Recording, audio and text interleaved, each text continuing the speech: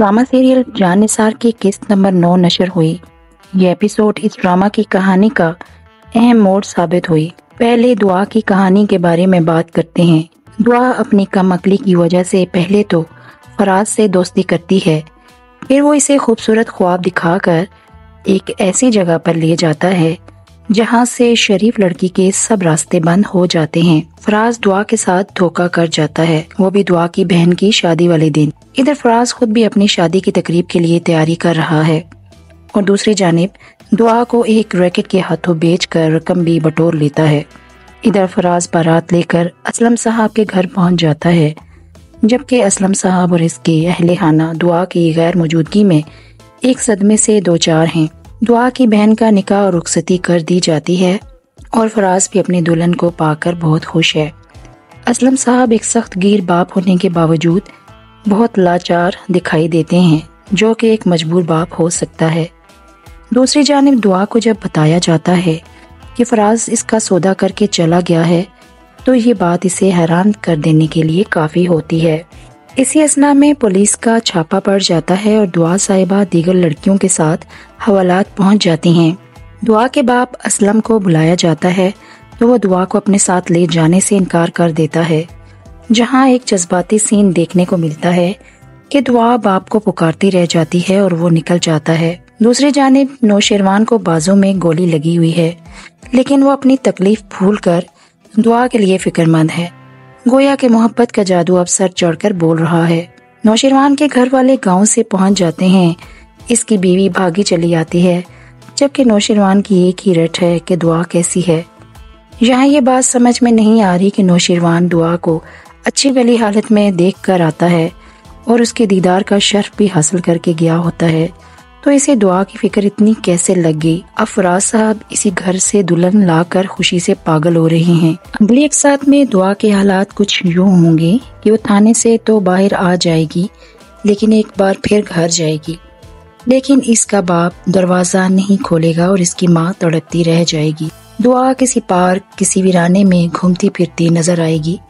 दूसरी जानिब फराज को घर में होने वाली बातों से पता चल जाएगा कि जिस दुआ के भागने का जिक्र हो रहा है, ये वही लड़की है जिसको वो धोखा देकर आया है।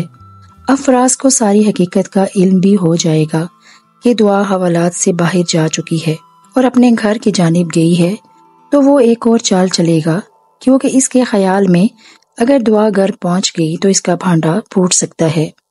लिहाजा वो एक बार फिर इसी औरत से दुआ के बारे में राब्ता करेगा और इसके बारे में बताएगा।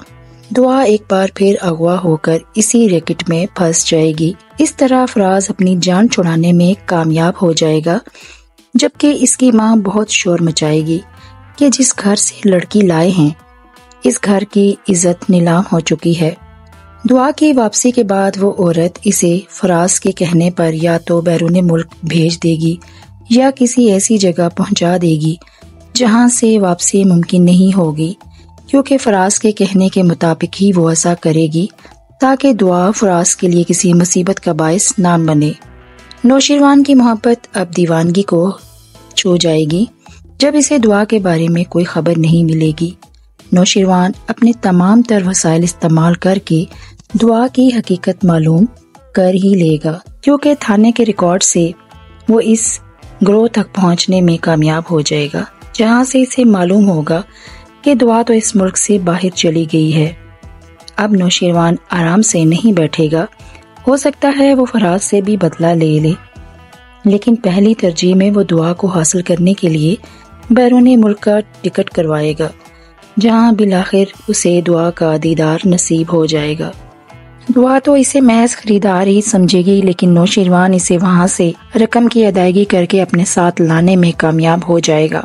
दुआ को अपने घर लाने के बाद दुआ के साथ निकाह करेगा और इसे अपनी मोहब्बत के बारे में बता देगा। جبکہ دعا بھی اسے اپنے بارے میں بتائے گی جو پہلے سے ہی وہ جانتا ہوگا۔ اس طرح دعا کے دل کو کچھ سکون مل سکتا ہے۔ دعا بالآخر ایک کٹھن سفر کے بعد ایک آسودہ زندگی میں قدم رکھے گی جس کے کبھی اس نے خواب دیکھے تھے، لیکن سسپینس اس کہانی کا باقی ہے کہ نوشیروان کا خاندان اور اس کی بیوی جب ویلن کے طور پر سامنے آئیں گے، جبکہ دعا نوشیروان کے اس حقیقت سے بے خبر ہوگی۔ ناظرین کے لیے اس کہانی میں بہت سے اتار چڑھاؤ ہیں، جن میں دعا کے خاندان کے حالات، فراز کے ساتھ کیا ہوگا، اس کی بیوی کیسے اس کے ساتھ رہے گی، یہ سب ناظرین کے لیے ایک منفرد تجربہ ہوگا۔